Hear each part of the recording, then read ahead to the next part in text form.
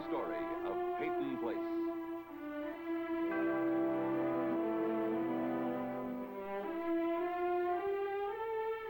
Starring Dorothy Malone as Constance Mackenzie, Ed Nelson as Michael Rossi, Mia Farrow as Allison Mackenzie, Ryan O'Neill as Rodney Harrington, Barbara Parkins as Betty Anderson, Tim O'Connor as Elliot Carson, Christopher Connolly as Norman Harrington.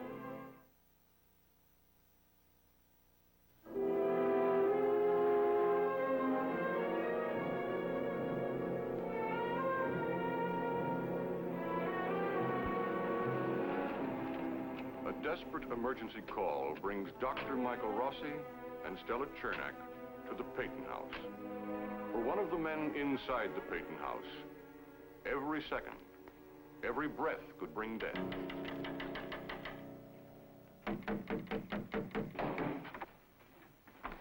Where is he? In the living room. Stella. Papa. Papa. I was upstairs, officer, when I heard the noise, and I rushed down. How'd he get in the house? Well, he must have forced his way in through the French doors in the back. Roll up his sleeve. Dr. Rossi, could you please do something for Mr. Peyton? His pulse is much too rapid. Just a moment.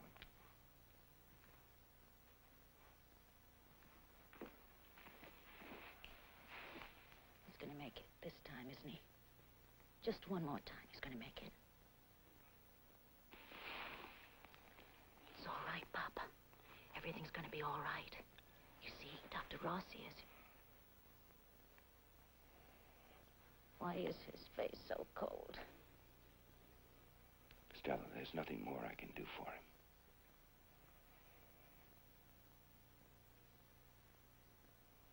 You save him. Do you hear me? Stella, he's hemorrhaging badly. He's in shock. What I've given him can only help him temporarily. Stella, I only wanted my job back. I only asked. I know, Papa. You see, he's talking all right now. Stella. Do you hear the siren, Papa? The ambulance is coming. They're going to take you to the hospital.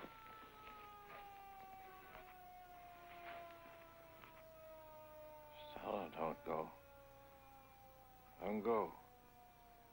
No, Papa. Upper arm, doctor. Yes. Don't fall asleep, Papa. Please don't fall asleep. Promise.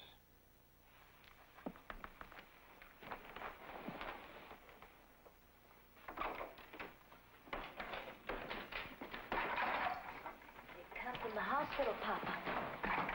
They're gonna make you all warm.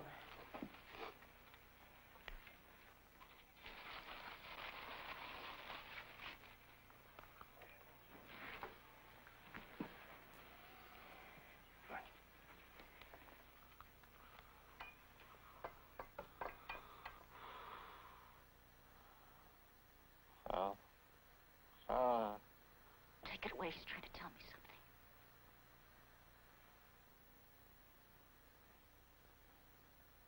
What is it? Tell me, Papa. Papa, I love you. Tell me. You make him pay for killing Joey.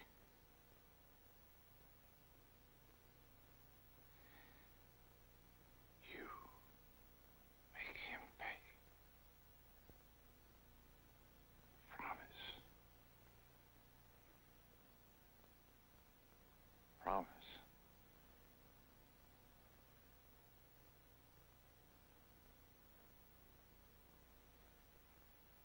Oxygen. Give him oxygen. Give him the oxygen!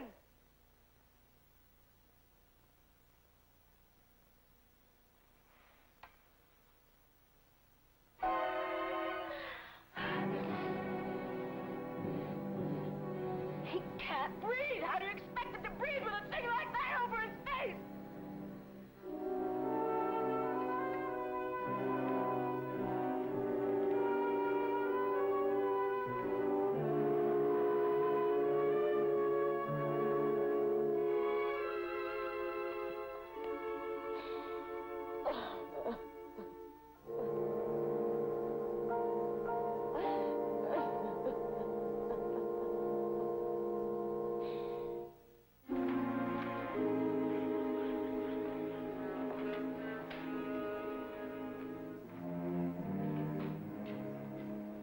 Well, how are you feeling, Mr. Peyton? Oh, Doctor, could I ask Mr. Peyton a few questions? Yes, I think so. Who are you? Goddard, Mr. Peyton. Sergeant Goddard. I want you to tell me what happened. I noticed you arrived with Miss Chernak. Yes, I did. Pity Gus Chernak was so self-destructive. Leave my father alone. Glass of water, Mrs. Gordon. Yes. Thank you.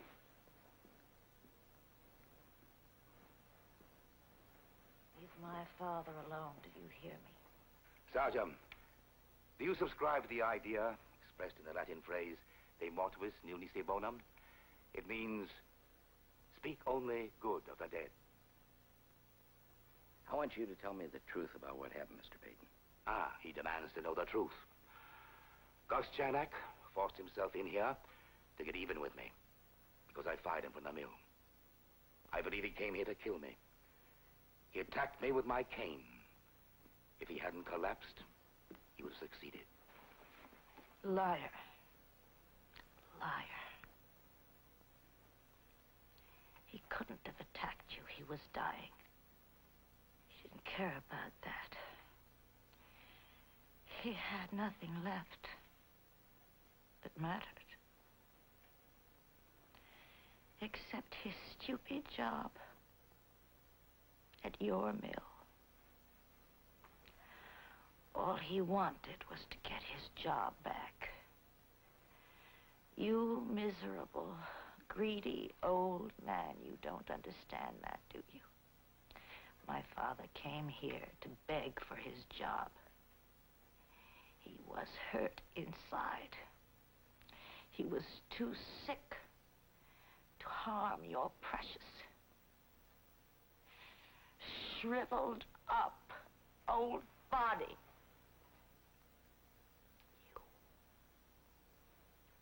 You could have given him what he wanted. You could have let him be happy before he died. If you had one drop of human blood in you, you would have let him have a few moments' peace. He was dying. God knows how he found the strength to get here from the hospital. He did not have the strength to harm you, or attack you, or do anything except humble himself in order to get back the only shred of decency he had. How dare you stab him with your lies? Bravo, Miss Chernak.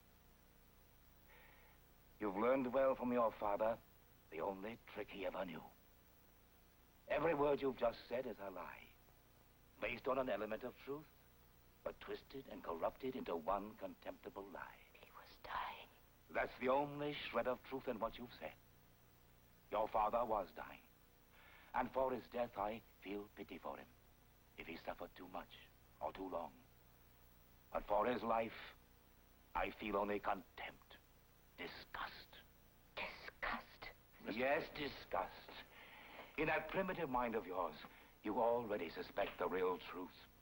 In that vicious, snarling mind of yours, you're haunted by the truth. Like a mortally wounded wild beast, your father, up to the moment of his death, was capable of powerful, desperate violence. 24 hours ago, in a drunken rage, he demolished machinery at the mill. Out of leniency, I merely had him fired. I should have had him arrested, sent him to jail, made him pay for the damage he'd done. But the ridiculous thing is, he would have understood that. Perhaps I did him a disservice. By his violence, he was begging to be punished, begging to be put away, begging to be locked up. But people like you and your father never let go. Creatures like you and your father, once you've got your grip, never let go until you've dragged your victim down to the muddy darkness where you crawl.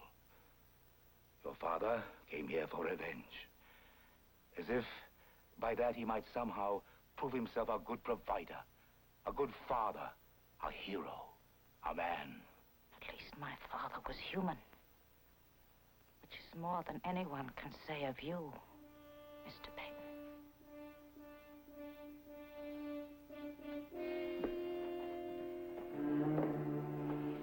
Hannah, get rid of these people.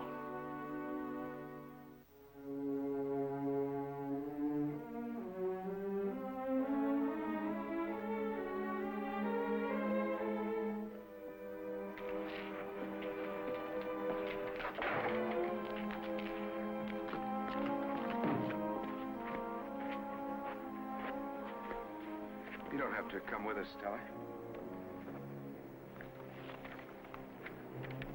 All right, get Eric right in front.